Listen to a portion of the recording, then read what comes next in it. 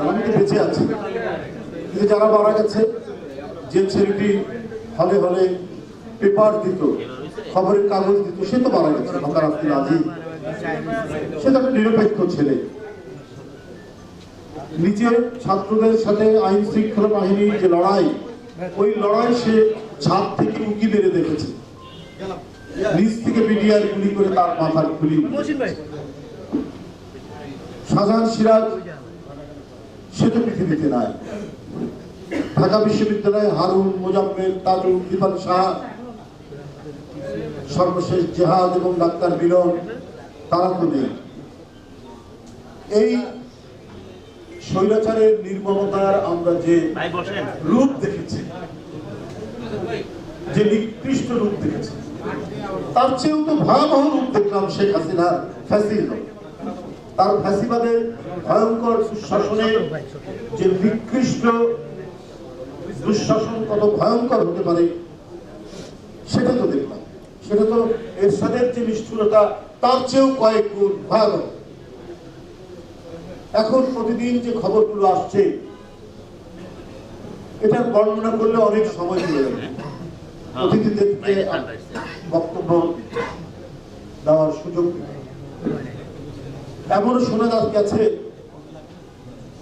যে বিরোধী দলের কোন নেতা বা কর্মীকে অর্ধ মরা করে মেরে আপনার কোন গোয়েন্দা সংস্থা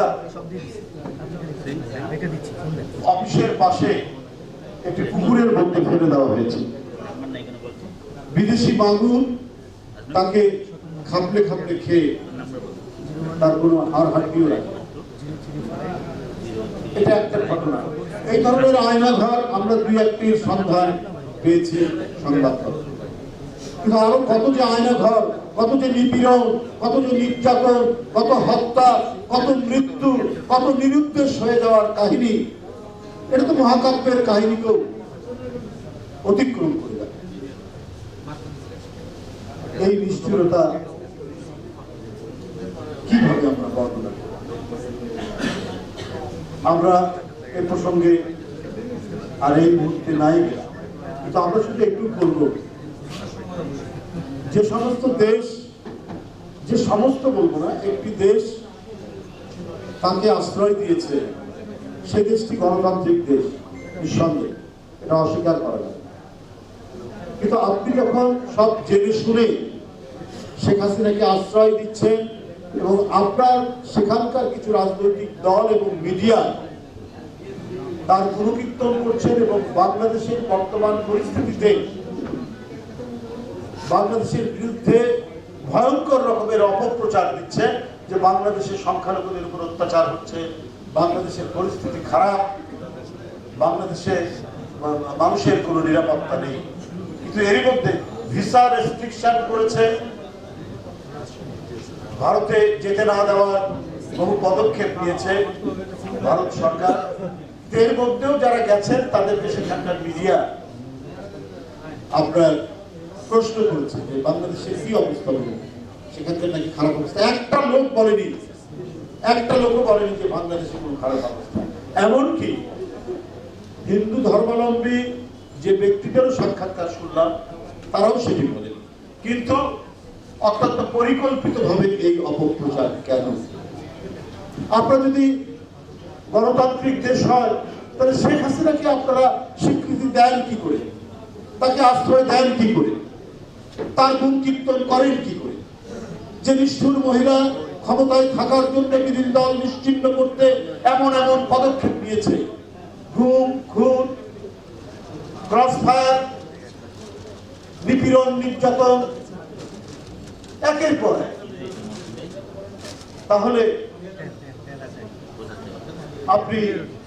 আপনারা তাকেই সমর্থন দিচ্ছেন। তো এটাই বোঝা যায় যে আপনারা হাসিনার মাধ্যমে বাংলাদেশে একটা কলোনি করার, উপনিবেশ করার আপনারা প্রচেষ্টা চালিয়েছেন। অর্থাৎ ভারতের যে নীতি সেটি বাস্তবায়িত হবে শেখ হাসিনার দ্বারা।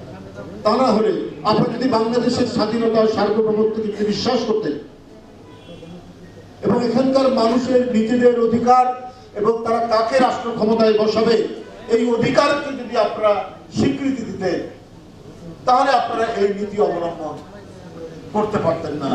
শেখ হাসিনাকে রক্ষা করার এই নীতি আপনারা অবলম্বন করতেন না। এবং আপনাদের মিডিয়া এবং সেখানকার কিছু রাজনৈতিক দল তার স্বরে চিৎকার করে বাংলাদেশের বিরুদ্ধে অপপ্রচার করছে। অথচ পৃথিবীর বহু দেশ, বহু গণতান্ত্রিক দেশ, তারা কিন্তু বাংলাদেশের যে প্রকৃত অবস্থা সেটি কথাই তারা বলছেন এবং এখানকার মানুষের আকাঙ্ক্ষার প্রতিফলন হোক সেটি তাদের বক্তব্যের মধ্যে ফুটে উঠেছে। আমরা প্রতিদিনই আন্তর্জাতিক বিভিন্ন দেশ থেকে যে ধরনের আমরা শুভেচ্ছা পাচ্ছি বা যে ধরনের আমরা স্বীকৃতি পাচ্ছি, শুধুমাত্র একটি দেশ ছাড়া পৃথিবীর অন্য কোনো দেশও শেখ হাসিনার পালিয়ে যাওয়া মধ্যে দিয়ে যে পরিবর্তন, এই পরিবর্তনকে প্রত্যেকেই স্বীকৃতি দিয়েছে। সুতরাং এখন আমাদের